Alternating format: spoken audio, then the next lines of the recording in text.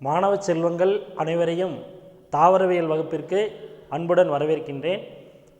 நம்ம பாடத்தில் பார்த்திங்க அப்படின்னா, அதாவது நம்மளுடைய 10வது பாடமான பயன்பாட்டு தாவரவியல், அதாவது பொருளாதார பயனுள்ள தாவரங்களும் தொழில் முனைவு தாவரவியலும் அப்படிங்கிற ஒரு பாடத்தை நம்ம பார்த்துட்ருக்கோம்.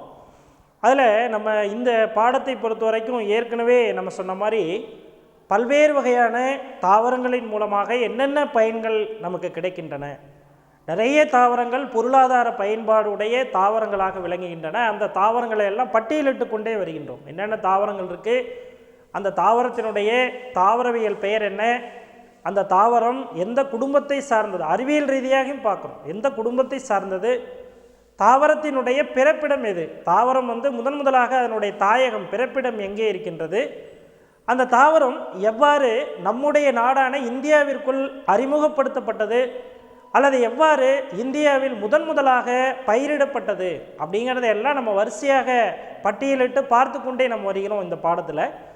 அதில் நம்ம கடைசியாக பார்த்த வகுப்பில் நம்ம இந்த பயன்பாடுடைய தாவரங்களில் என்ன சொன்னோம் அப்படின்னாக்க, அதாவது ரப்பர் தாவரத்தை பார்த்தோம். ரப்பர் அதாவது பார்த்திங்கனாக்க மரத்தில் இருக்கக்கூடிய பாலிலிருந்து எடுக்கக்கூடியது. நம்ம ஏற்கனவே சொன்ன மாதிரி நிறைய தாவரங்கள் என்ன செய்யணும்னா, நீரை பார்த்திங்கனாக்க வெண்மை நிற திரவமாக மாற்றி வைத்துள்ளது. அந்த வெண்மை நிற திரவத்துக்கு என்ன பேர் அப்படின்னா லேட்டெக்ஸ் என்று அழைக்கப்படுகிறது. அப்போ இந்த மரப்பால் என்று சொல்லக்கூடிய லேட்டெக்ஸ் என்றதுலேருந்து ரப்பர் தயாரிக்கப்படுகிறது. அவ்வாறு ரப்பரை எடுக்கக்கூடிய அந்த மரத்தினுடைய பெயர் என்ன அப்படின்னு பார்த்தோன்னா, பொதுவாக ரப்பர் மரம் என்று அழைக்கப்படுகிறது. ஹீவியா பிரேசிலியன்சிஸ் என்பது இதனுடைய தாவரவியல் பெயர். யூஃபோர்பியேசி குடும்பத்தை சார்ந்தது. நீங்கள் பார்த்தீங்கன்னா இன்றைக்கி இந்தியாவில், அது குறிப்பாக நம்முடைய ஆசியா கண்டத்தில் 90% மேலாக நம்ம தான் என்ன செய்கிறோம் அப்படின்னா ரப்பர் உற்பத்தி செய்து வருகிறோம். நிறைய அயல்நாடுகளுக்கு வெளிநாடுகளுக்கு ரப்பரானது ஏற்றுமதி செய்யப்படுகிறது. அதே சமயத்தில் இந்தியாவினுடைய பொருளாதார முக்கியத்துவத்தில் ஒரு நிறைந்த ஒரு இடம் பார்த்திங்கன்னா நம்முடைய ஹீவியா பிரேசிலியன்சிஸுக்கு உண்டு அப்படின்னா அது மிகையாகாது. நம்ம ஏற்கனவே அதை சொல்லியிருக்கோம். அதுக்கடுத்தது போல் இரண்டாவதாக நம்ம என்ன பார்த்தோம்னாக்க மரக்கூழ் என்று சொல்லக்கூடியது பார்த்தோம். அதாவது ஒரு சில தாவரங்களினுடைய நீங்கள் பார்த்தீங்கன்னாக்க சைஃபரஸ் பேப்பரைஸ் என்று சொல்லக்கூடிய ஒரு தாவரம். இந்த சைஃபரஸ் பேப்பரைஸ் என்று சொல்லக்கூடிய தாவரத்தினுடைய பட்டைகளிலிருந்து மரக்கூழானது தயாரிக்கப்படுகின்றது. அப்போ அந்த மரக்கூழ் எதற்காக பயன்படுத்தப்படுகிறது? பேப்பர் தயாரிப்பில் பயன்படுத்தப்படுகிறது, காகிதம் தயாரிப்பு. அப்போ இந்த மாதிரி காகித தயாரிப்பில் முன்னணி வகித்தவர்கள் யார் அப்படின்னு பார்த்தீங்கன்னாக்க எகிப்தியர்கள் முன்னணி வகித்தார்கள். ஆனால் அதிக அளவு பயன்பாடுக்கு வரப்பட்டது யாரால் அப்படின்னு பார்த்தோம்னா சீனர்கள் அப்படின்னு நம்ம சொன்னோம். அதில் முக்கியமாக இந்த பேப்பரினுடைய முக்கியத்துவம் ரொம்ப வருஷம் வரைக்கும் தெரியாமலே அப்படியே இருந்தது. எப்போ மிகுந்த முக்கியத்துவம் பெற்றது அப்படின்னு பார்த்தோன்னா, எப்பொழுது எழுத்துக்கள் அச்சடிக்கப்படக்கூடிய இயந்திரம் கண்டுபிடிக்கப்பட்டதோ, அந்த இயந்திரம் கண்டுபிடிக்கப்பட்ட அந்த ஆண்டிலிருந்து பேப்பர் பார்த்திங்கன்னா மிக முக்கியத்துவம் வாய்ந்த ஒரு பொருளாக கருதப்பட்டது. தாவரத்தினுடைய மரப்பட்டை மர கூழிலிருந்து எடுக்கப்படுகிறது அப்படின்னு நம்ம சொல்லியிருக்கோம். அதில் பார்த்திங்கன்னா நம்மளுடைய இந்தியாவில் மலை வேம்பு அதிகமாக அதனுடைய மரப்பட்டை பயன்படுத்தப்படுகிறது. வெண்கடம்பம் என்று சொல்லக்கூடிய வெண்கடம்ப மரத்தினுடைய மரப்பட்டைகள் மரக்கூழ் தயாரிக்க பயன்படுத்தப்படுகிறது. காசுரைனா என்று அழைக்கப்படக்கூடிய சவுக்கு மரம், சவுக்கு தாவரத்தினுடைய மரப்பட்டை மரக்கூழ் பேப்பர் தயாரிக்க பயன்படுத்தப்படுகிறது. அப்போ இது பார்த்திங்கனாக்க மரக்கூழ். அப்போ முதல்ல மரப்பால், அதற்கடுத்தாற் போல் மரக்கூழ், அதற்கடுத்தாற் போல் ஒப்பனை பொருட்கள் அப்படின்னு ஒன்று பார்த்தோம். பொதுவாக இந்த ஒப்பனை பொருட்கள் என்று சொல்லக்கூடியது அழகு சாதன பொருட்கள், இயற்கையில் தயாரிக்கப்படக்கூடியது. அலோவீரா என்று அழைக்கப்படக்கூடிய சோற்று கற்றாழை தாவரம். நீங்கள் நிறைய பார்த்துருப்பீங்க சோற்று கற்றாழை தாவரம். நிறைய பேர் நம்ம அதை பயன்படுத்தி கூட இருப்போம். இந்த கற்றாழையினுடைய உட்புறத்தில் இருக்கக்கூடிய அந்த ஜெல் போன்ற ஒரு பகுதி, அதுதான் நம்ம என்ன செய்கிறோம் அப்படின்னாக்கா களிம்புகள் தயாரிக்க பயன்படுத்தப்படுகிறது. அதனுடைய ஸ்பெஷாலிட்டி என்ன, அலோவீராவினுடைய சிறப்பு என்ன அப்படின்னு பார்த்தோம்னாக்க, நம்முடைய தோலை மெளிர வைக்கக்கூடியது. தோலில் இருக்கக்கூடிய மூப்படைந்த செல்கள், நமது தோலில் இருக்கக்கூடிய வயதாகிய செல்கள், இறந்த செல்கள், இவைகளெல்லாம் பொலிவு பெற செய்யக்கூடியது அலோவீரா, சோற்றுக்கற்றாழையினுடைய அந்த உணவு, அந்த களிம்பு என்று சொல்லக்கூடியது. அது பார்த்திங்கன்னா மிகுந்த பொருளாதார முக்கியத்துவம் வாய்ந்தது. நிறைய பார்த்திங்கன்னா க்ரீன் பேஸ்ட் இதெல்லாம் பார்த்திங்கன்னா நிறைய அதிலிருந்து தயாரிக்கப்படுகிறது. அடுத்து பார்த்திங்கன்னா சாயங்கள் தரக்கூடிய தாவரம். அதில் என்ன பார்த்தோம்? லாசோனியா இனர்மிஸ் என்று சொல்லக்கூடிய மருதாணி நம்ம பார்த்தோம். இந்த மருதாணியிலேருந்து பார்த்தீங்க அப்படின்னாக்க, அதாவது அதில் என்ன இருக்குது அப்படின்னு பார்த்தோம் அப்படின்னா, அதில் வந்து பார்த்தீங்கன்னா ஒரு ஆல்கலாய்டு இருக்குது, ஒரு வேதிப்பொருள் இருக்குது. அப்போ அந்த வேதிப்பொருள் தான் என்ன செய்யுது அப்படின்னா ஆரஞ்சு நிறத்திற்கு காரணமான ஒரு வேதிப்பொருளாக செயல்படுகின்றது.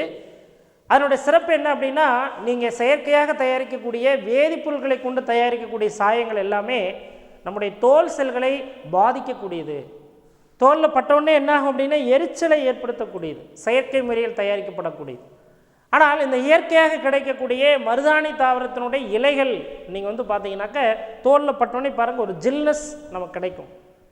அப்போ உடலினுடைய வெப்பநிலையை குறைப்பதிலே மிக முக்கிய பங்கு வந்து பார்த்தீங்கன்னா இந்த லாசோனியா இனர்மிஸ் என்று சொல்லக்கூடிய மருதாணி கொண்டு அப்படின்னா அது மிகையாகாது. அப்போ ஒப்பனை பொருளாக நீங்கள் வந்து பார்த்தீங்கன்னா அழகு சாதன பொருட்களில் இந்த லாசோனியா இனர்மிஸுக்கென்று தனி இடமானது உண்டு. நிறைய வந்து பார்த்திங்க அப்படின்னா பொதுவாக இந்த சாயங்கள் அப்படிங்கிறதே நமக்கு யார் கொண்டு வந்தாங்க அப்படின்னாக்கா நம்ம ஏற்கனவே சொன்னோம் எகிப்தியர்கள் அப்படின்னு சொன்னோம். எகிப்து அப்படின்னா உடனே நமக்கு ஞாபகத்துக்கு என்ன வரும்? பிரமிடுகள்.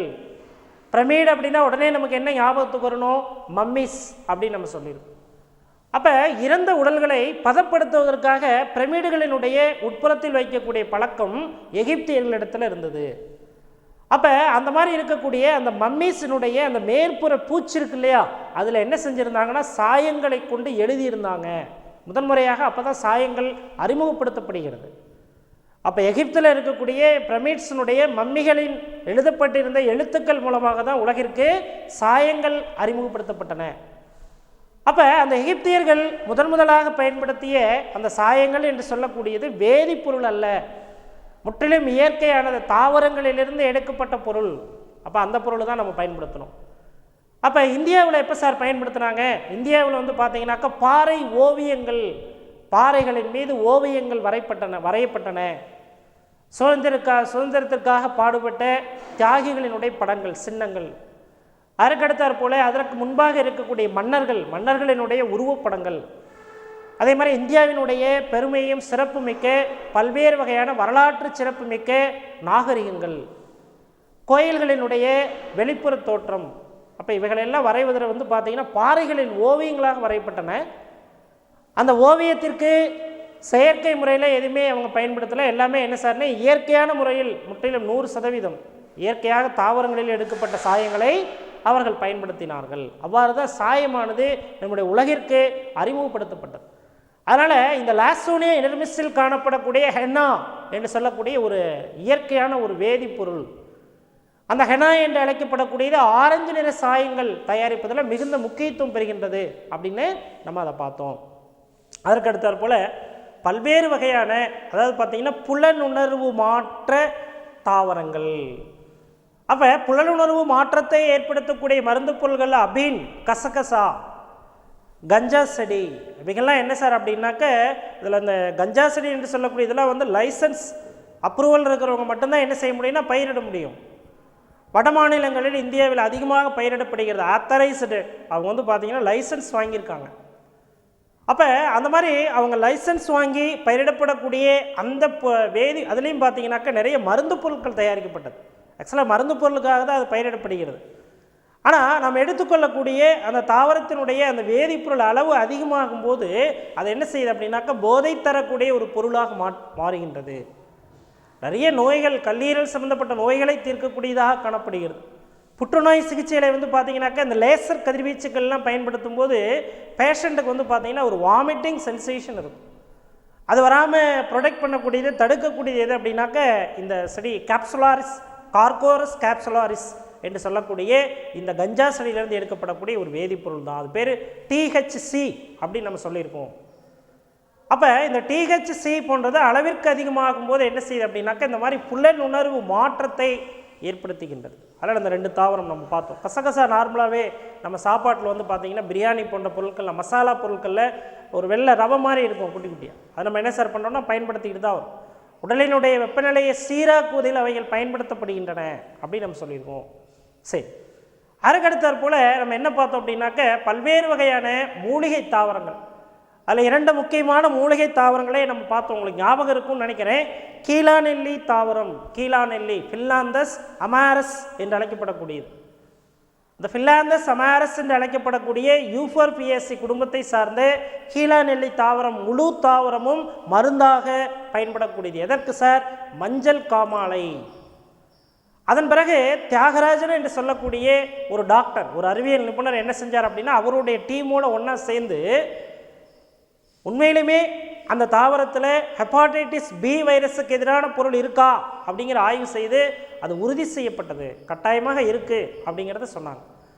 அதனால் ஹெப்பாடைட்டிஸ் பிக்கு எதிரான அந்த எதிர்ப்பு பொருள் பார்த்தீங்கன்னா ஃபிலாந்தஸ் அமாரஸ் என்று அழைக்கப்படக்கூடிய கீழா நெல்லி தாவரத்திலிருந்து தயாரிக்கப்படுகிறது. அது மிகுந்த முக்கியத்துவம் பெறுகிறது. அதனால் கீழா நெல்லி அப்படின்னா உடனே நமக்கு ஞாபகத்துக்கு வருவது மஞ்சள் காமாலையை குணப்படுத்துகிறது, பல்வேறு வகையான கல்லீரல் சம்பந்தப்பட்ட பிரச்சனைகளை தீர்க்கின்றது, ஹெப்பாடைட்டிஸ் பி வைரஸுக்கு எதிராக செயல்படக்கூடியது.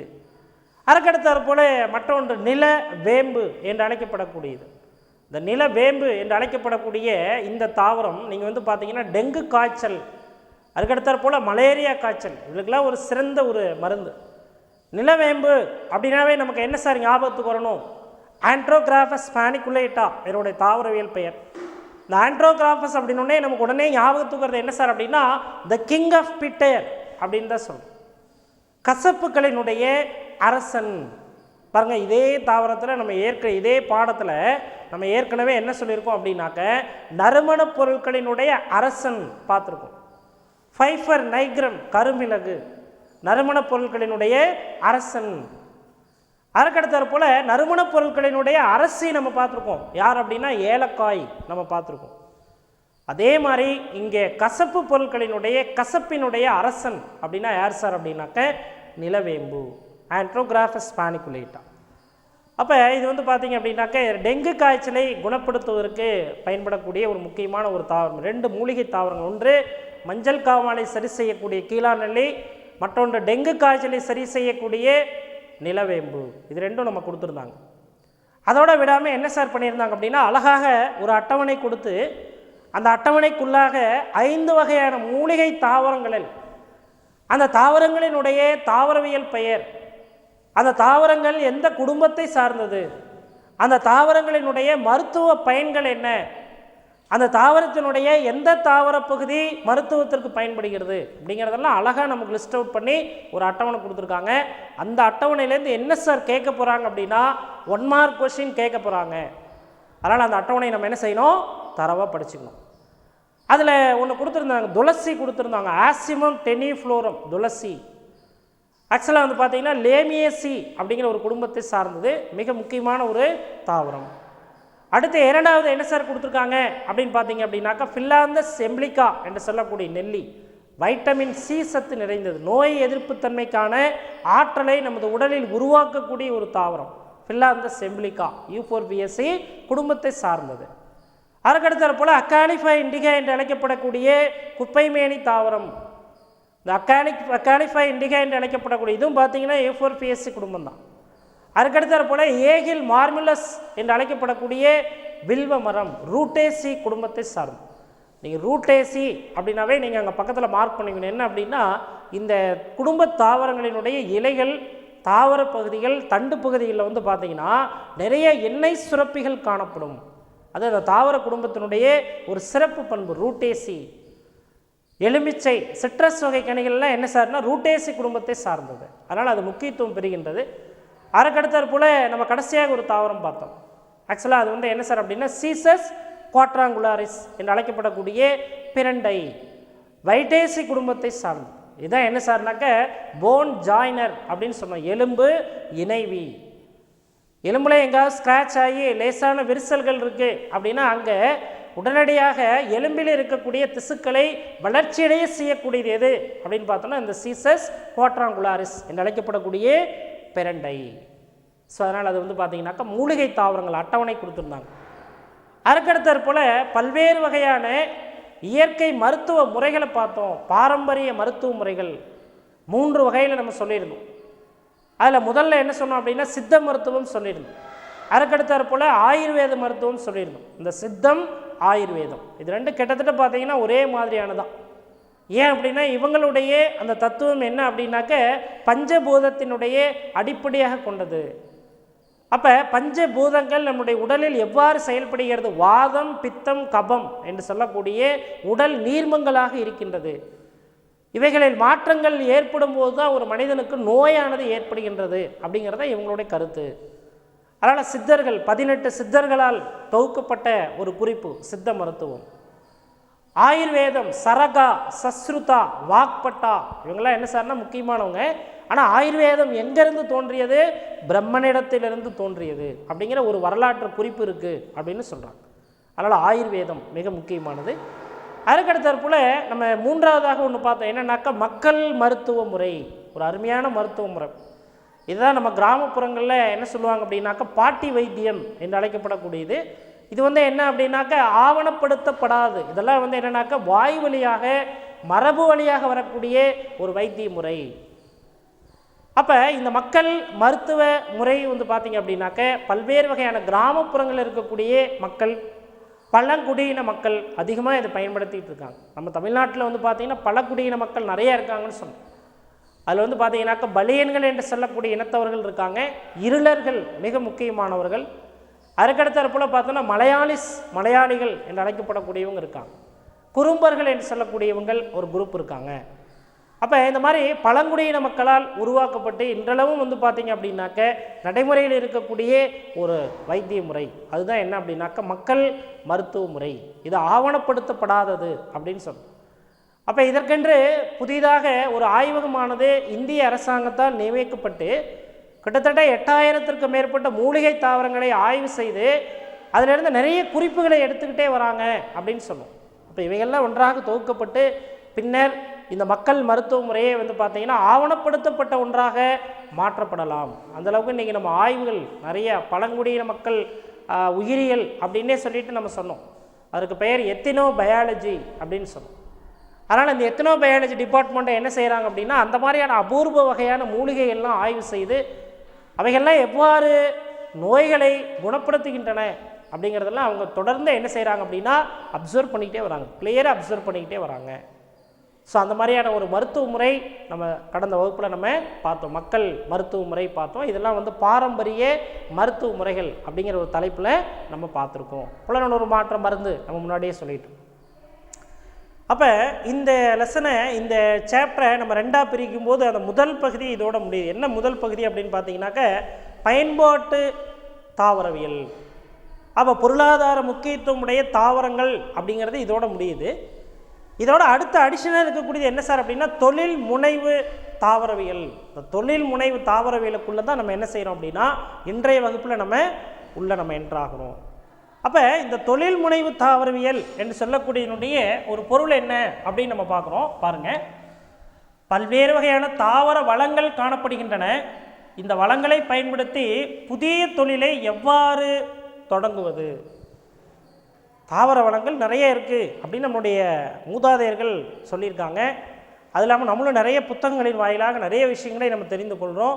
நிறைய மூலிகை தாவரங்கள் இருக்குன்னு சொல்லிட்டோம், நிறைய விஷயங்கள் நம்ம சொல்லிக்கிட்டே வரோம். அப்போ அப்படி பார்க்கும்போது நம்ம இந்த மாதிரியான தாவரங்களினுடைய வளங்களை எவ்வாறு பார்த்திங்கன்னா ஒரு புதிய தொழில்நுட்பத்திற்கு பயன்படுத்தும், புதிதாக தொழிலை தொடங்குவதற்கு பயன்படுத்தும் அப்படிங்கிறது பற்றின ஒரு அறிவியல் பிரிவு. அந்த அறிவியல் பிரிவு தான் என்ன அப்படின்னாக்க தொழில் முனைவு தாவரவியல் என்று அழைக்கப்படுகிறது. அப்போ இந்த தொழில் முனைவு தாவரவியல் என்பது யாருக்கு மிகுந்த அதிகமான வாய்ப்பை ஏற்படுத்தி தரக்கூடியது அப்படின்னு பார்த்தீங்கன்னா தாவரவியல் பிரிவு பயின்ற மாணவர்கள். அப்போ இந்த தாவரவியல் துறையின் மூலமாக என்னென்ன மாதிரியான நிறைய வேலை வாய்ப்புகளை உருவாக்க முடியும், நிறைய தொழில் வளங்களை எவ்வாறு உருவாக்கலாம் அப்படிங்கிறதெல்லாம் பார்த்தீங்க அப்படின்னா இந்த தொழில் முனைவு தாவரவியலில் நமக்கு சொல்லியிருக்காங்க. அப்போ தாவரங்களினுடைய வளங்களை பயன்படுத்தி புதிய தொழிலை எவ்வாறு தொடங்குவது, அந்த தொழிலில் எவ்வாறு அதிக அளவு லாபம் பெறுவது, அந்த தொழிலை எவ்வாறு பொருளாதார முன்னேற்றம் அடைய செய்வது, பொருளாதாரத்துடன் அங்கே தாவரத்திற்கு என்ன தொடர்பு இருக்குது அப்படிங்கிறத நம்ம தெரிஞ்சுக்கிறது. ஸோ இது எல்லாமே என்ன சார் அப்படின்னா தொழில் முனைவு தாவரவியல் அப்படின்னு நம்ம பார்க்க போகிறோம். அப்போ இந்த தாவரங்களை பொறுத்த வரைக்கும் தாவரவியல் பிரிவில் பயிலக்கூடிய மாணவர்களுக்கு மிக பரந்த வாய்ப்புகள், ஏராளமான வாய்ப்புகள் நம்முடைய தாவரவியல் துறைகளில் பார்த்திங்க அப்படின்னா இருக்கின்றது அப்படின்னு நம்ம சொன்னால் அது மிகையாக. ஏன்னா நிறைய பார்த்திங்கன்னா இன்றைக்கி செஞ்சிகிட்ருக்காங்க. ஸோ அப்படி இருக்கும்போது நீங்கள் வந்து பார்த்தீங்கன்னா இன்றைக்கி ஃப்ளோரிகல்ச்சர் என்று சொல்லக்கூடிய ஒரு குரூப்பே இருக்குது. மலர்களை வைத்து டெக்கரேஷன் பண்ணுறது, ஃப்ளார்ஸை டெக்கரேட் பண்ணுறது. அதெல்லாம் வந்து பார்த்திங்கன்னா இன்றைக்கி ஒரு ஸ்டேஜ் டெக்கரேஷன் அப்படின்னா ஒரு 40,000 to 50,000 வரைக்கும் வந்து பார்த்திங்கன்னா அவங்க சார்ஜ் பண்ணுறாங்க. அடுத்து வந்து பார்த்திங்கன்னா ஹார்டிகல்ச்சர் டிபார்ட்மெண்ட்டில் அருமையான வாய்ப்புகள் நிறையா இருக்குது. ஹார்டிகல்ச்சர், தோட்டக்கலைத்துறை. ஹார்டிகல்ச்சர் டிபார்ட்மெண்ட்டில் பிஜி முடித்தவங்களாம் என்ன சார்னாக்கா சிங்கப்பூர், மலேசியா போன்ற நாடுகளில் அந்த வீடுகளினுடைய தோட்டங்கள் அமைப்பதற்கு அவர்களை பயன்படுத்தி கொள்கிறாங்க. நம்ம வீட்டில் நம்ம தோட்டம் அப்படின்னா நம்ம எப்படி விரும்புகிறோமோ அப்படி நம்ம வச்சுக்குவோம். ஆனால் வெளிநாடுகளில், அயல்நாடுகளில் பார்த்தோமே ஆனால் அந்த தோட்டத்தை எவ்வாறு அமைப்பது, ஒரு தாவரத்தை எந்த இடத்துல வைக்கும்போது அது அழகுடையதாக மாறும் அப்படிங்கிற ஒரு கலை, தொழில்நுட்பம், அதுதான் அந்த தோட்டக்கலைத்துறையில் இருக்குது. ஹார்டிகல்ச்சர் டிபார்ட்மெண்ட் படித்தவங்க நம்முடைய வெளிநாடுகளில் லேக்ஸ் கணக்கில் வந்து பார்த்திங்கன்னா அவங்க சேலரி வாங்கக்கூடிய ஒரு அருமையான வாய்ப்புகள்லாம் இன்றைக்கி இருக்குது. அப்போ இது மாதிரி இன்னும் என்னென்ன துறைகள் நம்மளுடைய தொழில் முனைவு தாவரவியல் இருக்குது அப்படிங்கிறத நம்ம மாணவர்கள்லாம் படித்து அதை வந்து பயன்பெறக்கூடிய வகையில் வந்து பார்த்திங்க அப்படின்னா நம்முடைய புதிய பாடத்திட்டத்தில் இதை ஒரு சிறிய பகுதியாக இப்போ சேர்த்துருக்காங்க. அதில் என்னென்ன இருக்குன்னா நிறைய விஷயங்கள் இருக்குது, அவங்க சொல்லியிருக்காங்க. அதில் பாருங்கள், முதலாவதாக சொல்லக்கூடியது காளான் வளர்ப்பு. அப்போ காளான் வளர்ப்பின் மூலமாக வந்து பார்த்திங்க அப்படின்னாக்கா உணவு காளான்களை அதிகமாக வளர்ப்பு செய்து அவைகளை வந்து பார்த்திங்க அப்படின்னாக்கா நம்ம பொருளாதாரத்துடன் இணைத்து கொள்வது, உணவுப் பொருளாக பயன்படக்கூடிய காளான் வளர்ப்பு. அதுக்கடுத்தாற் போல் ஒற்றை செல் புரதம் என்று சொல்லக்கூடிய அல்லது தனி செல் புரதம் என்று அழைக்கக்கூடிய சிங்கிள் செல் புரோட்டீன். அப்போ ஒற்றை செல் புரத வளர்ப்பிற்கு தேவையான பாசிகள், அதற்கு தேவையான பல்வேறு வகையான பாக்டீரியங்கள், அதற்கு தேவையான பல்வேறு வகையான பூஞ்சைகள், இவங்களெல்லாம் எவ்வாறு வந்து உற்பத்தி செய்வது, வளர்ப்பது, அதை பற்றி ஒரு தொழில்நுட்பம் SCP. அதுக்கடுத்தாற் போல் திரவ கடற்கலை உரங்கள். இந்த கடற்கலை உரம் என்று சொல்லக்கூடியது நம்ம ஏற்கனவே சொன்ன மாதிரி ஹெல்ப் என்று சொல்லக்கூடிய ஒரு கடற்பாசியிலிருந்து எடுக்கப்படுகிறது அப்படின்னு நம்ம பயிர் பெருக்கும் படிக்கும்போதே நம்ம பார்த்தோம். அப்போ அந்த உரங்களை நம்ம பண்ணைகள் மாதிரி அமைத்தால் நம்முடைய வீட்டினுடைய பின்புறத்திலே நம்ம என்ன செய்யலாம் அப்படின்னாக்க நம்மளால் தயாரிக்க முடியும், அது ஒரு தொழிலாக கொள்ளலாம். அதுக்கடுத்தாற் போல் இயற்கை வேளாண்மை என்று அழைக்கப்படக்கூடியது மிக முக்கியமானது கண்ணாடி தாவர பேணகம்.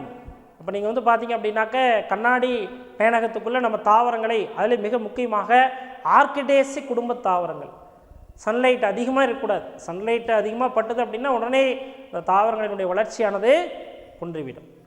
மலர்களை வந்து பார்த்திங்க அப்படின்னா 1 வீக் ஆனால் கூட அந்த பெட்டல்ஸ், அள்ளி இதழ்களாக என்ன சார் ஆகாதுன்னா ட்ரை ஆகாது.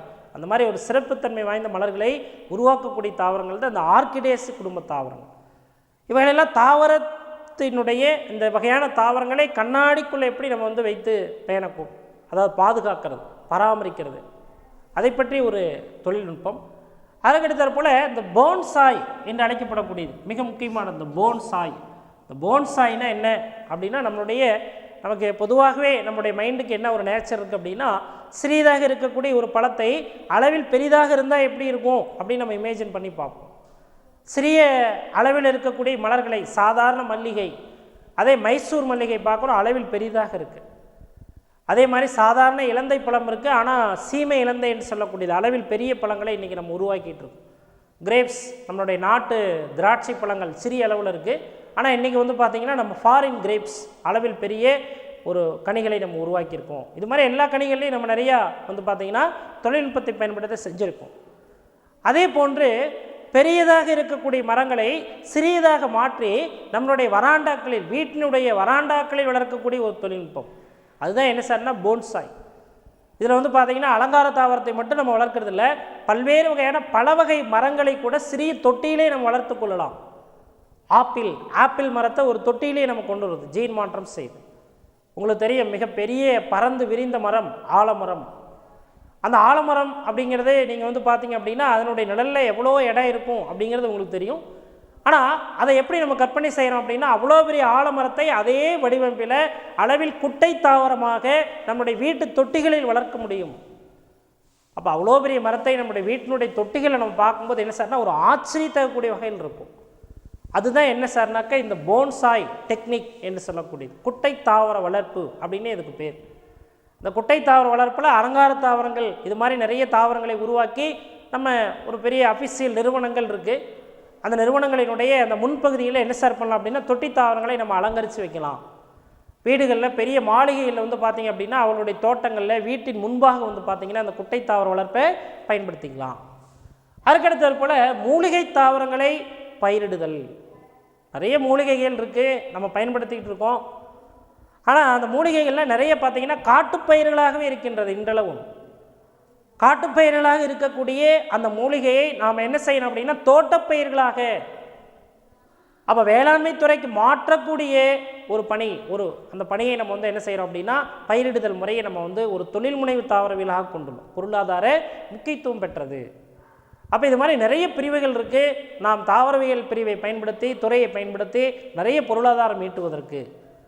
ஆனால் நமக்கு புத்தகத்தில் ஒரே ஒரு டாபிக் கொடுத்துருக்காங்க. என்ன கொடுத்துருக்காங்க அப்படின்னா பாருங்கள், இயற்கை வேளாண்மை என்று சொல்லக்கூடிய ஒரு டாபிக் நமக்கு கொடுத்துருக்காங்க. அப்போ இந்த இயற்கை வேளாண்மை என்று அழைக்கக்கூடியது என்ன அப்படின்னு நம்ம பார்க்குறோம். பொதுவாக வந்து பார்த்திங்க அப்படின்னாக்க, அதாவது இயற்கையாக கிடைக்கக்கூடிய உரங்கள், உயிரிகளிலிருந்து தயாரிக்கக்கூடிய உரம் உயிரி உரம், உயிரிகளிடமிருந்து தயாரிக்கப்படக்கூடியது உயிரி பூச்சிக்கொல்லிகள். அப்போ இந்த உயிரி உரங்கள், உயிரி பூச்சிக்கொல்லிகள் இவங்கெல்லாம் நம்ம என்ன செய்கிறோம் அப்படின்னா வேளாண்மைக்கு பயன்படுத்துகின்றோம் இடுபொருள்களாக. அப்போ உயிரி உரங்களை இடுபொருள்களாக பயன்படுத்தும் போது என்ன ப்ளஸ் அப்படின்னு பார்த்தோம் அப்படின்னா மண்ணினுடைய வளமானது பாதுகாக்கப்படுகிறது. நம்ம சொல்கிறோமே உழவனினுடைய நண்பன் மண்புழு அப்படின்னு சொல்கிறோம்.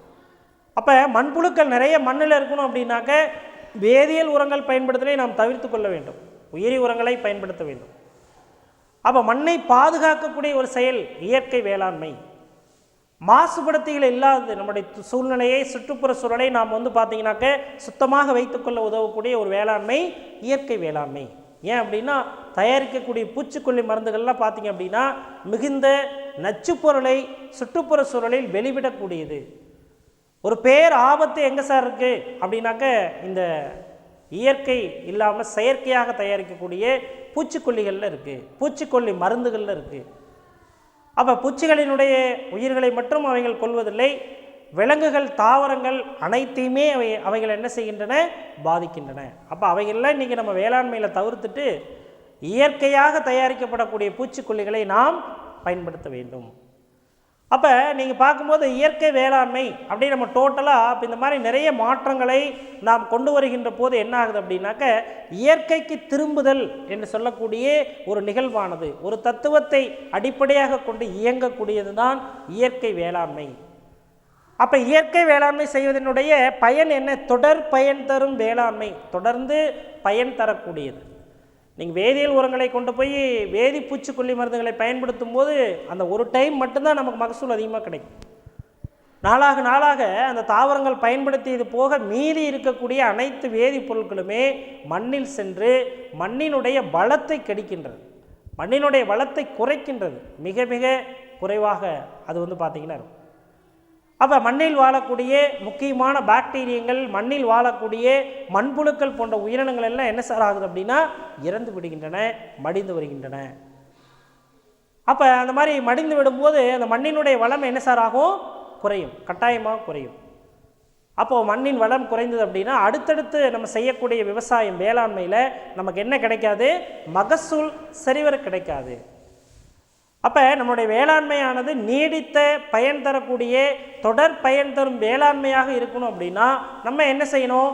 இயற்கை வேளாண்மைக்கு நாம் திரும்ப வேண்டும், இயற்கை வேளாண்மை நாம் மேற்கொள்ள வேண்டும். அது மிக இன்றியமையாதது. அப்போ இயற்கை வேளாண்மையில் இந்த பகுதியில் நமக்கு என்ன கொடுத்துருக்காங்கன்னா பாருங்கள், 2 தயாரிப்புகள். ஒன்று இயற்கை பூச்சிக்கொல்லி தயாரிப்பு, அதற்கடுத்தாற் போல் உயிரி பூச்சி விரட்டி தயாரிப்பு. இது ரெண்டையும் நம்ம என்ன செய்யலாம் அப்படின்னா நம்மளுடைய வீடுகள்லேயே தனியாக இதற்கென்ற ஒரு பகுதியானது அமைக்கப்பட்டு அதிலேயே நம்ம என்ன செய்யலாம் அப்படின்னா இந்த இயற்கை பூச்சிக்கொல்லிகளை நாமே தயாரித்து கொள்ளலாம். வேதிப்பொருட்கள் எதுவுமே இல்லை, எல்லாமே என்னது? இயற்கையான பொருட்கள். இந்த இயற்கையான பொருட்களை கொண்டு பூச்சிக்கொல்லிகளை நாம் தயாரித்து கொள்ள முடியும். அப்போ அந்த இயற்கை பூச்சிக்கொல்லிக்கு நாம் என்னென்ன மாதிரியான பொருட்களை எல்லாம் நாம் பயன்படுத்த வேண்டும் அப்படின்னு பார்த்தீங்கன்னா பாருங்கள், ஒரு 120 கிராம் கார மிளகாய், அதனுடன் என்ன சேர்க்கிறோம்? 110 கிராம் பூண்டு அல்லது வெங்காயம். அப்போ இந்த மாதிரி காய்கறிகள், அதாவது பூண்டு, வெங்காயம் மற்றும் மிளகாய், கார மிளகாய் போன்றவைகளை ஒன்றாக சேர்த்து கைகளினாலோ அல்லது அரவை இயந்திரத்தினாலோ நன்றாக என்ன செய்ய வேண்டும் அப்படின்னா அரைக்க வேண்டும். அந்த கலவை எப்படி இருக்கணும் அப்படின்னாக்க ஒரு கெட்டியான ஒரு கூழ் போன்றதாக இருக்க வேண்டும்.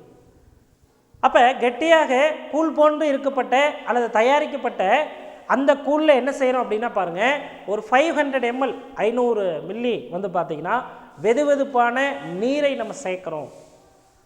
அப்போ வெதுவெதுப்பான நீரை சேர்த்து அந்த திரவத்தை அந்த கூழை நீர் சேர்த்த பிறகு ஒரு கண்ணாடி பாத்திரத்தில் அப்படியே வைக்கிறோம். இந்த கண்ணாடி பாத்திரத்தை எங்கே சார் வைக்கிறோம் அப்படின்னா பாருங்கள், 24 மணி நேரம் சூரிய ஒளியில் வைக்கப்படுகிறது. நல்லா கொஞ்சம் ஓரளவுக்கு லைட் படக்கூடிய இடத்துல, வெளிச்சம் படக்கூடிய இடத்துல, வெப்பம் லைட்டாக இருக்கக்கூடிய இடத்துல நம்ம என்ன செய்கிறோம் அப்படின்னாக்க அந்த திரவத்தை நம்ம வச்சிடறோம், கூழை நம்ம வச்சிடறோம். இப்போ நம்ம சொன்னோமே அந்த கூழ் என்று சொல்லக்கூடியது ஒரு கண்ணாடி பாத்திரத்தில் இருக்குது அப்படின்னு நம்ம சொல்லியிருக்கோமே.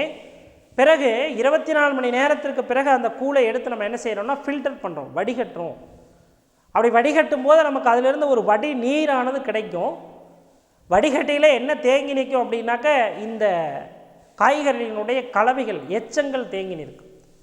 அந்த காய்கறி எச்சங்களை மீண்டும் நம்ம என்ன செய்யலாம் அப்படின்னா உரங்களாக நம்ம வயல்வெளிகளுக்கு அதை நம்ம பயன்படுத்தி கொள்ளலாம். தாவரங்கள் இருக்குது, வீட்டிலேயே தாவரங்கள் இருக்குது, கார்டன் வச்சுருக்கோம். அந்த கார்டனில் இருக்கக்கூடிய பிளான்ட்ஸில் அப்படி நம்ம என்ன செய்யலாம் அப்படின்னா கொட்டிடலாம். இயற்கை உரங்களாக தானாக மாறிவிடுகின்றன. அப்போ இந்த வடிகட்டிய வடிநீரை நாம் எங்கே மாற்ற வேண்டும் என்று சொன்னால் அவைகள் முழுமையாக சேகரிக்கப்பட்டு தெளிப்பான்களில் மாற்றப்படுகிறது. அப்போ தெளிப்பான்கள் இந்த மருந்து பொருளை ஸ்ப்ரே பண்ணக்கூடிய அந்த பாட்டில் இருக்கு இல்லையா, அது தெளிப்பான். அந்த தெளிப்பானை எவ்வாறு இருக்க வேண்டும்? நோய் தொற்று இல்லாததாக இருக்க வேண்டும், தொற்றுத்தன்மை அற்றதாக அவைகள் முழுவதுமாக பார்த்தீங்கன்னாக்க நுண்ணுயிர் நீக்கம் செய்யப்பட வேண்டும். அவ்வாறு நுண்ணுயிர் நீக்கம் செய்த பிறகு தான் இந்த திரவத்தை வடிநீரை நம்ம என்ன செய்கிறோம் அப்படின்னாக்க அப்படியே நம்ம தெளிப்பானுக்கு மாற்றுறோம். தெளிப்பானை மாற்றிட்டா நம்ம ஈஸியாக என்ன பண்ணிடலாம் அப்படின்னா தாவரங்களுக்கு தேவையான சமயத்தில் நம்ம ஸ்ப்ரே பண்ணலாம். அது எவ்வளோ ஸ்ப்ரே பண்ணலாம் அப்படின்னு பாருங்கள்.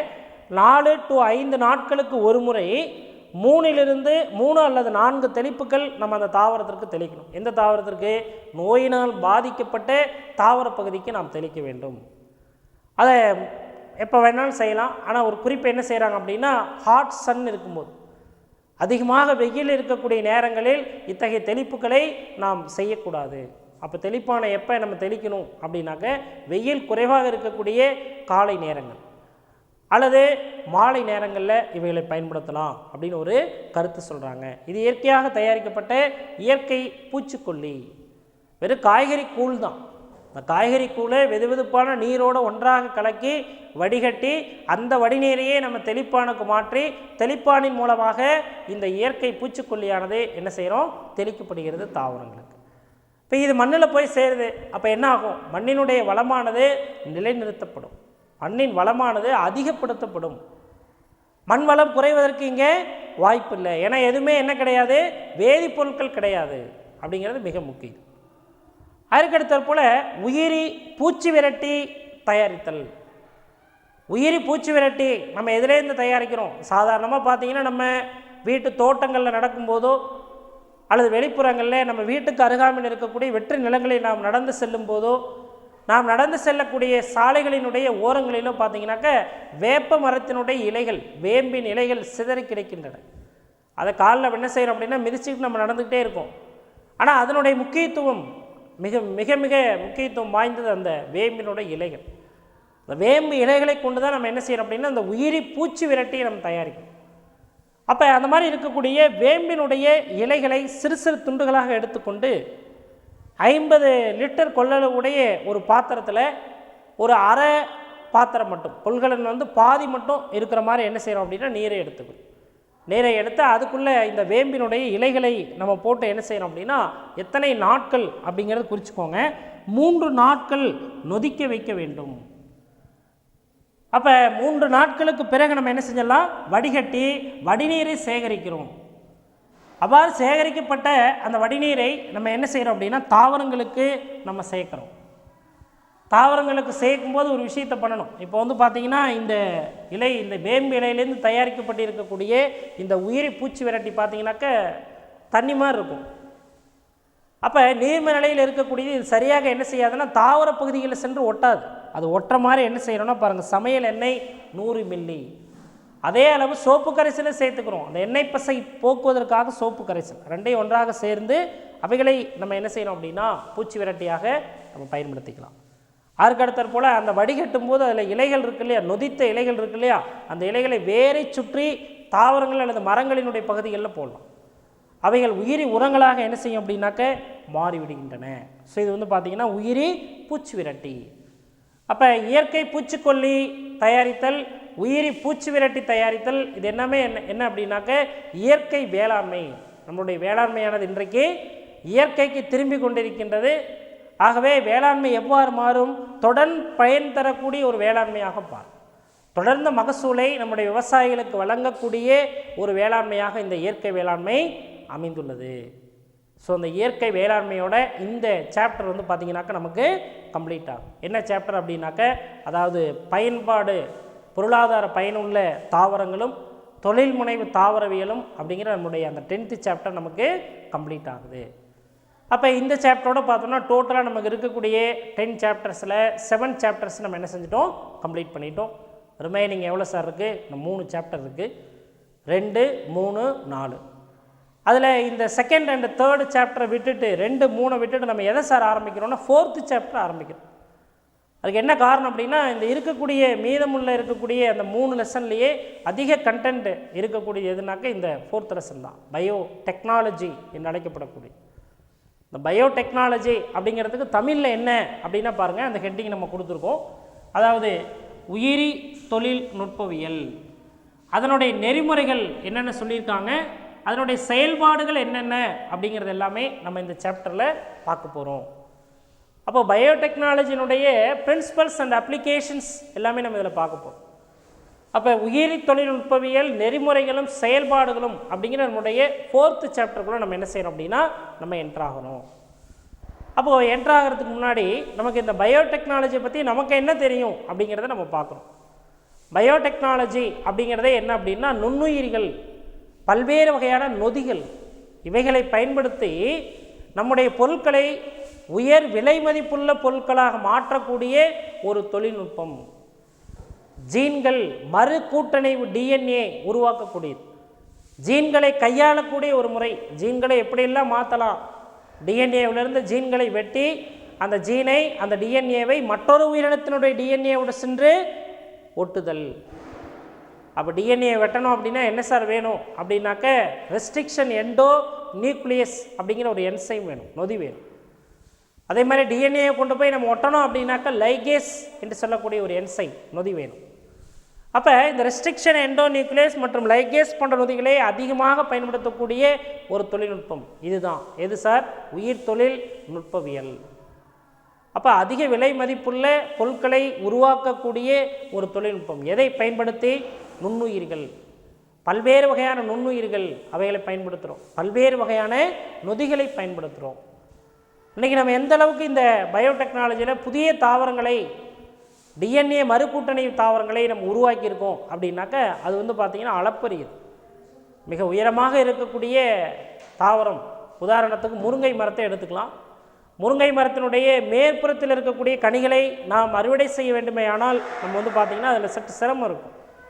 அதனால் அந்த தாவரத்தினுடைய வளர்ச்சிக்கு, அந்த நெட்டைத்தன்மைக்கு காரணமான அந்த ஜீனை நீக்கிவிட்டு குட்டைத்தன்மையுடைய தாவரமாக அவைகளை மாற்றி கனிகளினுடைய எண்ணிக்கையை நம்ம இன்றைக்கி என்ன செஞ்சுருக்கோம்? அதிகரிக்க செஞ்சுருக்கோம். பொருளாதார முக்கியத்துவம் வாய்ந்த ஒரு தாவரமாக நம்ம முருங்கை தாவரத்தை உருவாக்கியிருக்கோம். அதே மாதிரி நிறைய தாவரங்களை நம்ம பல வகை தாவரங்கள், பல்வேறு வகையான, நம்ம ஏற்கனவே இப்போ இந்த லெசனில் பார்த்துருக்கோமே, மரப்பால் தரக்கூடிய தாவரங்கள், மரக்கூழ் தரக்கூடிய தாவரங்கள், நறுமண தைலங்களை உருவாக்கக்கூடிய பல்வேறு வகையான தாவரங்கள், ஒப்பனை பொருட்களுக்கு பயன்படக்கூடிய பல்வேறு வகையான தாவரங்கள், இவைகள்லாம் நம்ம இங்கே என்ன செய்கிறோம் அப்படின்னாக்க இந்த புதிய தொழில்நுட்பத்தை பயன்படுத்தி நம்ம உருவாக்கிக்கிட்டு இருக்கோம். அதே மாதிரி பார்த்திங்கனாக்கா இன்றைக்கு இந்தியாவில் கிட்டத்தட்ட 80% மேலே என்ன சார் இருக்குன்னா சர்க்கரை நோய் இருக்குது. இந்த சுகர், அதுக்கு என்ன காரணம் அப்படின்னாக்க நம்முடைய கணையத்தில் இருக்கக்கூடிய பீட்டா செல்கள், இந்த பீட்டா செல்கள் சுரக்கக்கூடிய இன்சுலின் என்று சொல்லக்கூடிய ஹார்மோன், அதனுடைய உற்பத்தி குறைவாக இருத்தல் அல்லது அறுதியாக உற்பத்தியே இல்லாமல் இருக்கும். அப்போ தான் என்ன ஆகும் அப்படின்னா இரத்தத்தில் சர்க்கரையினுடைய அளவானது அதிகரித்து விடுகின்றது. அப்போ இந்த இன்சுலினை பற்றாக்குறை ஏற்படும் போது, மனித உடலில் பற்றாக்குறை ஏற்படும் போது பாக்டீரியங்கள் மூலமாக உற்பத்தி செய்து மருத்துவத்துறைக்கு வழங்கப்படுகிறது. அது யாரால் வழங்கப்படுகிறது? இந்த உயிர் தொழில்நுட்பவியல் துறை மூலமாக அவங்க தான் இதை கொடுக்குறாங்க. இன்றைக்கி இன்சுலின் நிறைய இந்தியாவிற்கு தேவை.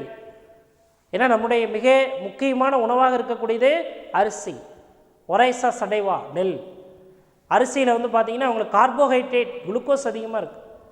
அப்போ ரத்தத்தில் சர்க்கரையினுடைய அளவை அதிகரிப்பதற்கு அதிக வாய்ப்பு உண்டு இன்சுலின் பற்றாக்குறை இருந்தால். அப்போ அந்த மாதிரி சமயங்களில் அந்த பேஷண்ட்டுக்கு தரக்கூடிய மிக முக்கியமான மருந்து எது அப்படின்னு பார்த்தோம்னா இன்சுலின் தான். அப்போ அந்த இன்சுலினை இன்றைக்கி யார் உற்பத்தி செய்கிறாங்க? மனித இன்சுலின் பாக்டீரியத்தினால் உற்பத்தி செய்யப்படுகிறது.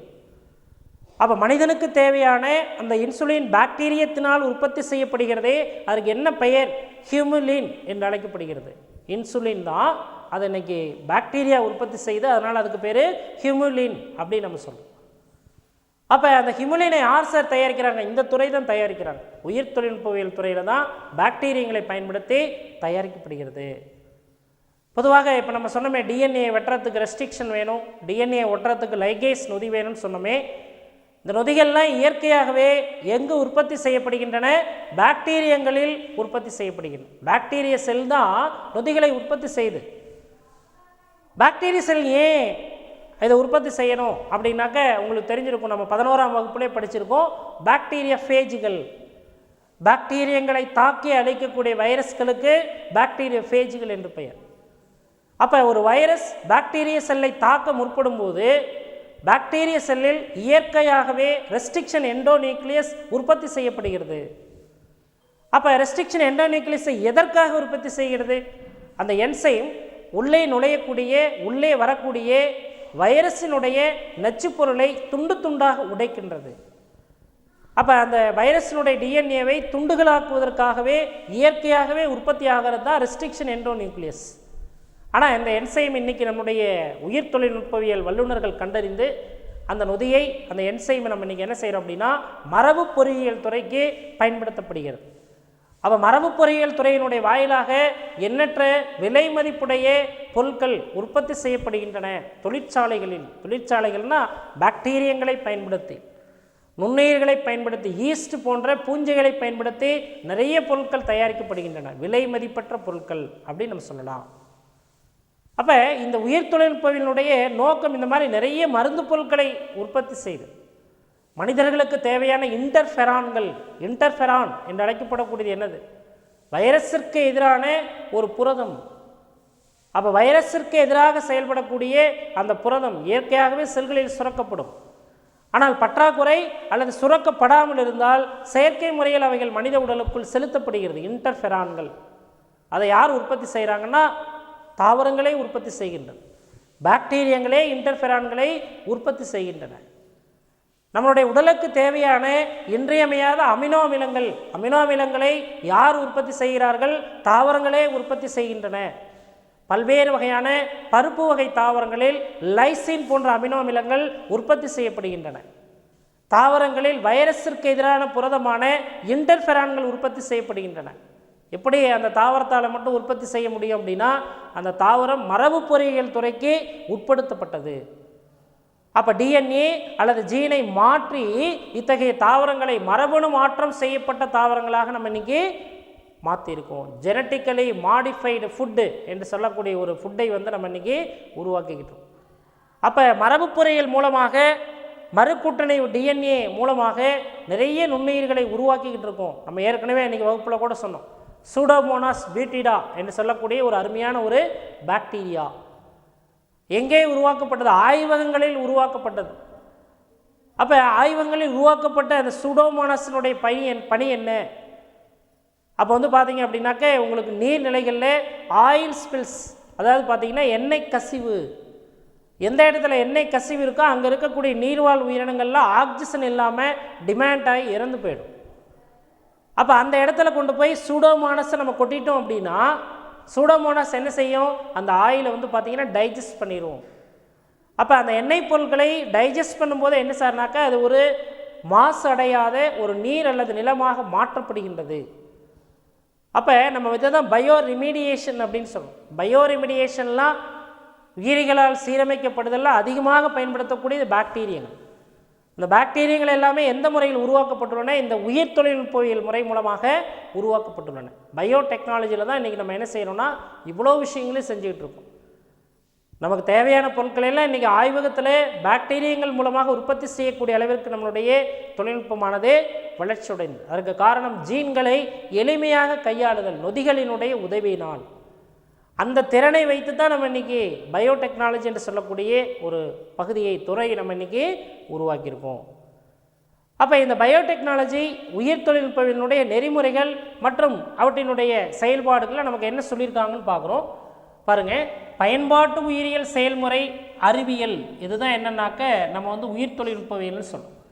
1919ஆம் ஆண்டு ஹங்கேரி நாட்டை சார்ந்த ஒரு பொறியாளர், யார் அப்படின்னாக்க கார்ல் ஏகி என்று சொல்லக்கூடியவர், அவர் தான் முதன்முறையாக இந்த உயிர் தொழில்நுட்பவியல் என்ற வார்த்தையை உருவாக்குகின்றார். அதிக மதிப்புடைய பொருட்களாக மாற்றக்கூடிய செயல்முறை, அதான் நம்ம ஏற்கனவே சொன்னோம். அதிக மதிப்புடைய பொருட்களாக மாற்றுறோம் அப்படின்னா யாரை பயன்படுத்தி? நுண்ணுயிரிகள் மற்றும் நொதிகளை பயன்படுத்தி மாற்றக்கூடிய ஒரு செயல்முறை அப்படின்னு நம்ம சொல்கிறோம். அப்போ உயிர் தொழில்நுட்பங்களுடைய வளர்ச்சி எவ்வாறு இருக்கின்றது என்று பார்க்குறோம். பால் பொருட்கள், பல்வேறு வகையான பால் சம்பந்தப்பட்ட பொருட்கள், அதுக்கடுத்தது போல் பல்வேறு வகையான உணவுப் பொருட்கள், இட்லி, தோசை, இதெல்லாம் என்னன்னாக்கா எல்லாம் நொதிக்கி வைக்கப்பட்டது தான். எதன் மூலமாக? பாக்டீரியங்கள் மூலமாக. பாலாடை கட்டி, தயிர், நெய், இதெல்லாம் எங்கிருந்து தயாரிக்கப்பட்டது? நுண்ணுயிர்கள் மூலமாக தான். மதுபானங்களினுடைய உற்பத்தி பாக்டீரியா, ஈஸ்ட் போன்ற பூஞ்சைகளினுடைய உற்பத்தியினால தான்.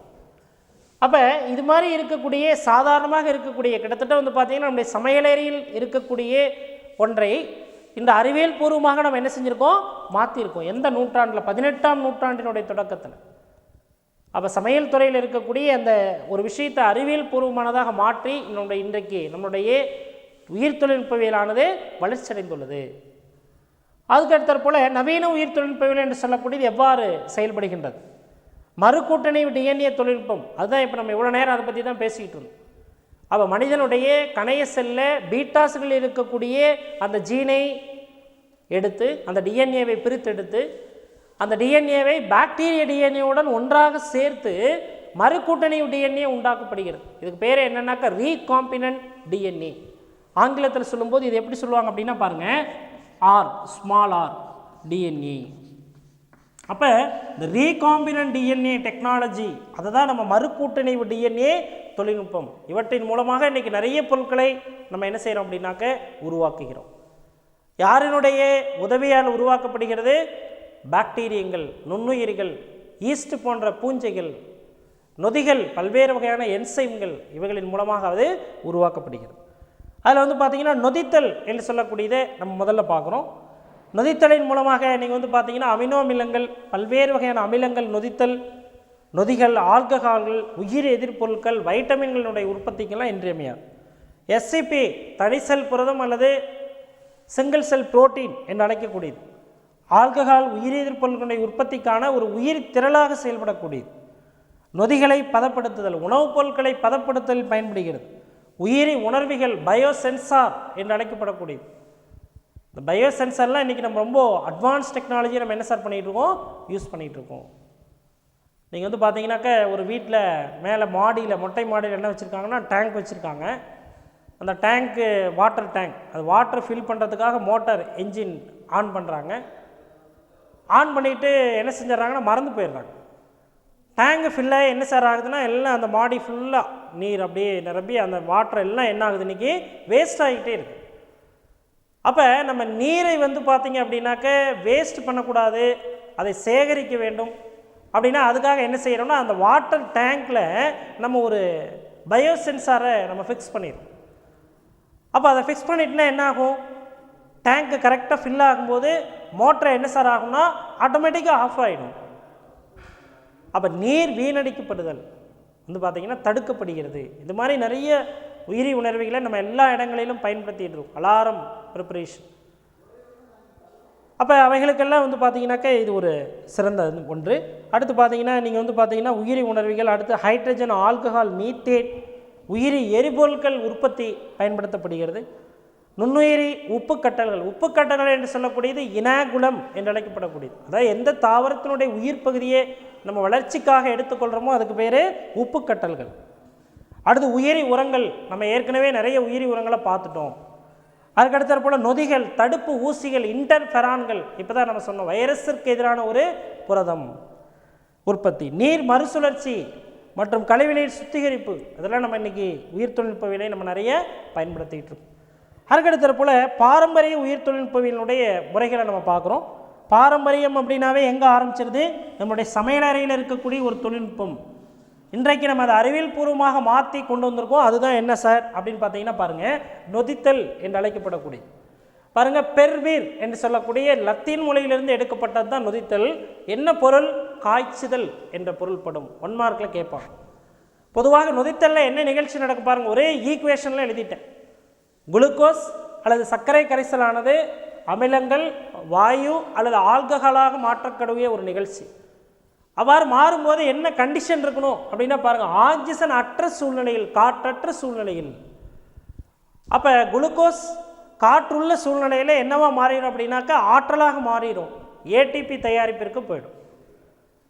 அங்கே தான் நம்ம ஏற்கனவே நம்ம பார்த்துருக்கோம். நீங்கள் காற்றுள்ள சுவாசித்தலில் வந்து பார்த்தீங்க அப்படின்னா கிளைகாலிசிஸ் என்று சொல்லக்கூடிய ஒரு நிகழ்ச்சி நடக்கும். அதில் பைருவிக் அமிலமாக மாறும் குளுக்கோஸ். இந்த பைருவிக் அமிலம் ஆக்சிஜனேற்ற கார்பன் நீக்கம் அடைந்த அசிட்டைல் கோயேவாக மாறும். அசிட்டைல் கோயே எதுக்குள்ளே நுழையும் அப்படின்னா கிரெப்ஸ் சுழற்சிக்குள்ளே நுழையும். கிரெப்ஸ் சுழற்சியினுடைய இறுதியாக எலக்ட்ரான் கடத்து சங்கிலி. அப்போ அந்த எலக்ட்ரான் கடத்து சங்கிலின் வழியாக அந்த பொருட்களானது தளப்பொருட்கள் பயணிக்கும் பொழுது அங்கே என்ன ஆகும்னா ஏடிபி வெளியிடப்படும், ஆற்றல் வெளியிடப்படும். அதெல்லாம் எங்கன்னாக்க காற்றுள்ள சூழ்நிலையில். காற்றற்ற சூழ்நிலையில் குளுக்கோஸ் ஆனது ஆல்கஹாலாக, எத்தனாலாக மாற்றமடைகிறது, அமிலம் லாக்டிக் அமிலமாக மாற்றமடைகிறது அப்படின்னு சொல்லும். அப்போ நொதித்தல் அதை பற்றி படிக்கக்கூடிய அந்த பிரிவுக்கு என்ன சார் பேர்? சைமாலஜி என்று அழைக்கப்படுகிறது.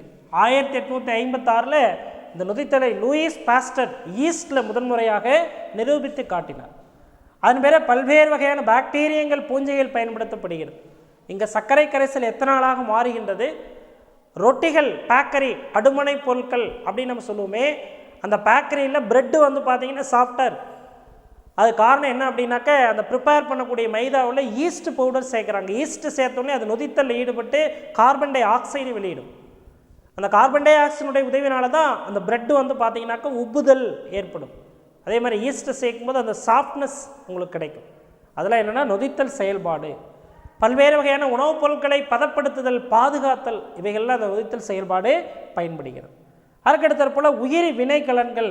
வினைக்கலன் என்று சொல்லக்கூடியது நமக்கு தேவையான நொதித்தலுக்கு தேவையான தளப்பொருளை உற்பத்தி செய்யப்படக்கூடிய ஒரு கொள்கலன் அல்லது ஒரு பாத்திரம், கண்டெய்னர் ஆர் வெசல் அப்படின்னு சொல்லுவோம்.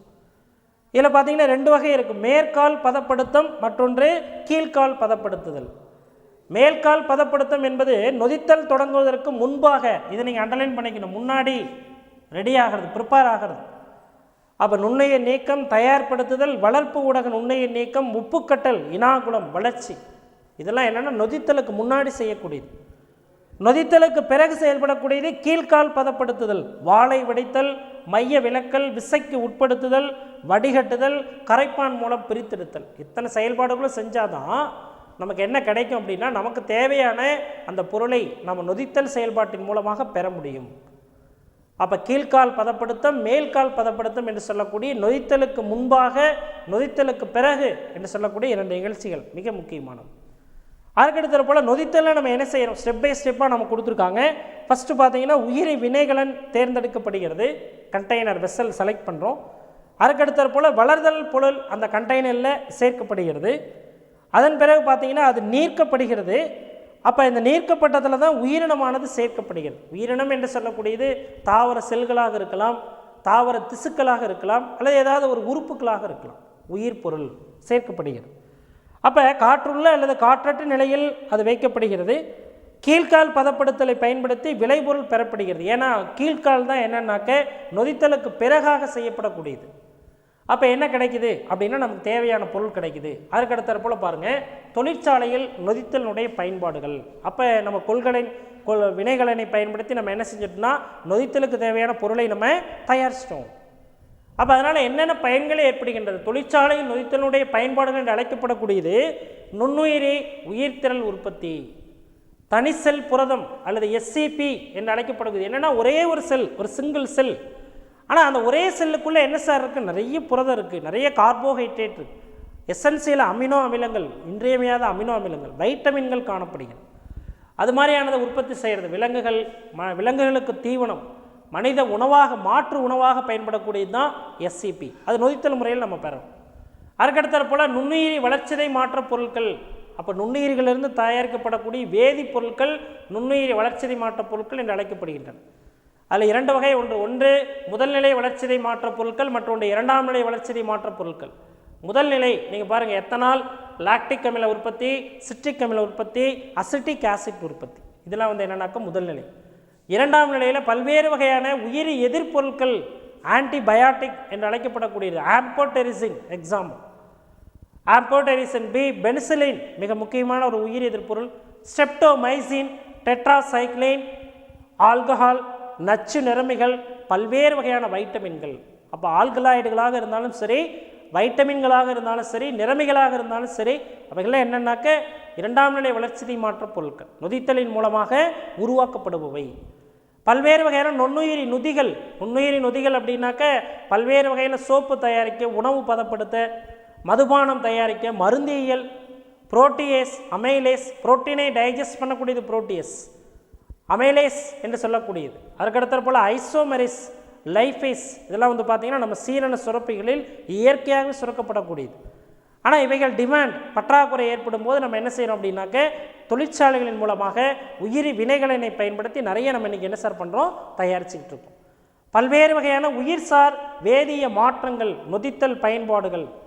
அப்போ நொதித்தலின் மூலமாக எத்தனால் அசிட்டிக் அமிலமாக மாற்றப்படுகிறது, ஐசோப்ரோபனால் அசிட்டோனாக மாற்றமடைகிறது, சார்பிட்டால் சார்போஸ் சர்க்கரை வைட்டமின் சி தயாரிப்பதற்கு பயன்படக்கூடியது, அதுக்கு பயன். அடுத்து பார்த்திங்கன்னா ஸ்டீரால், ஸ்டீராய்டுகள் தயாரிக்க பயன்படுகிறது. அப்போ இந்த மாதிரி நமக்கு தொழிற்சாலைகளின் மூலமாக நொதித்தலினுடைய செயல்பாட்டின் விளைவாக பல்வேறு வகையான நன்மைகள், பயன்கள் காணப்படுகின்றன. அப்போ நொதித்தல் என்பது நம்மளுடைய பண்டை காலத்திலிருந்தே நம்முடைய பாரம்பரிய முறையில் சமையலறையில் செய்த ஒரு சாதாரணமான ஒரு செய்முறை.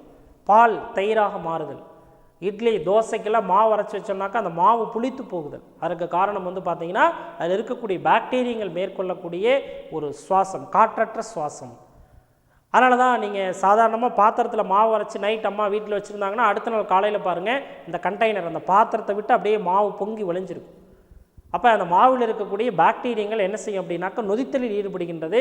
அதன் விளைவாக CO2 வெளியிடும். அந்த CO2 தான் வந்து பார்த்திங்கன்னா அந்த பொங்குதல். அதே மாதிரி அடுமனை பொருட்கள், பேக்கரிஸில் வந்து பார்த்திங்கன்னா அந்த பன், ரொட்டிகள் போன்றவை உப்புதல் அடைகின்றது. அதற்கு காரணம் நொதித்தல் தான், CO2 தான். ஸோ அதனால் இந்த ஈஸ்ட்டு, பாக்டீரியங்கள் இவைகளை பயன்படுத்தி காற்றற்ற சுவாசித்தலின் விளைவாக உருவாக்கக்கூடியது தான் நம்ம இப்போ பார்த்துருக்கிற நொதிகள். பல்வேறு வகையான மதுபான தயாரிப்புகள் நம்ம சொல்கிறோமே, ஒயின், பீர், ரம், விஸ்கி அப்படின்லாம் சொல்கிறோமே, அவைகளெல்லாம் வந்து பார்த்திங்கன்னா நொதித்தல் செயல்பாட்டின் மூலமாக தான் உருவாகின்றன. எத்தனால், எத்தில் ஆல்கஹால் தயாரிப்பு பல்வேறு வகையான பாக்டீரியங்கள், ஈஸ்ட்டுகளிலிருந்து தயாரிக்கப்படுகிறது. அப்போ சர்க்கரை கரைசல் காற்றற்ற சூழ்நிலையில் எத்தில் ஆல்கஹாலாக மாறக்கூடிய ஒரு நிகழ்வே என்ன அப்படின்னாக்க நொதித்தல் தான். இதை காற்றற்ற சுவாசித்தல் அப்படின்னு இன்னொரு பேர் இருக்குது, அனரோபிக் ரெஸ்பிரேஷன் அப்படின்னு நம்ம சொல்லணும். அதனால் இந்த நொதித்தல் என்பது நம்மளுடைய பயோடெக்னாலஜியில், உயிர் தொழில்நுட்பவியலில் ஒரு தொடக்கமாக இருந்தது. ஆனால் இன்றைக்கு 18ஆம் நூற்றாண்டுகளுக்கு பிறகு வந்து பார்த்திங்க அப்படின்னாக்கா இன்றைக்கு நம்ம அதை அறிவியல் பூர்வமான ஒன்றாக நாம் இன்று மாற்றியிருக்கின்றோம் என்றால் அது மிகையாக. ஸோ அதனால் நம்ம இன்றைக்கி தொடங்கியிருக்கிற அந்த உயிர் தொழில்நுட்பவியலினுடைய நெறிமுறைகள் மற்றும் அதனுடைய செயல்பாடுகள் அது தொடர்ந்து நம்ம அடுத்த வகுப்பில் நம்ம பார்க்கலாம். Okay, thank you students.